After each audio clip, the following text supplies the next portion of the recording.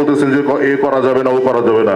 নবায়ন শব্দের অর্থ হচ্ছে যারা অতীতে বাংলাদেশ জাতীয়তাবাদী দল বিএনপির প্রাথমিক সদস্য ছিলেন তারাই সদস্য নবায়ন করবেন।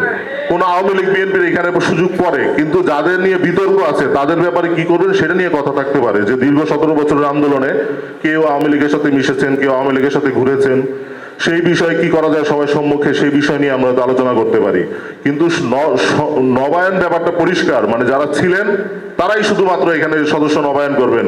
বাইরে থেকে নতুন করে সদস্য হওয়ার ক্ষেত্রে কি নির্দেশনাবলী, এখানে আমাদের ঢাকা মহানগর নেতৃবৃন্দ আছেন বা আমাদের গুলশান জোনের টিমের নেতৃত্ব যিনি দিচ্ছেন মোস্তাফিজুর রহমান সেগুন, তার কাছ থেকে আমরা আলোচনা সাপেক্ষে সেই বিষয়টা সিদ্ধান্ত পরবর্তী দিতে পারবো।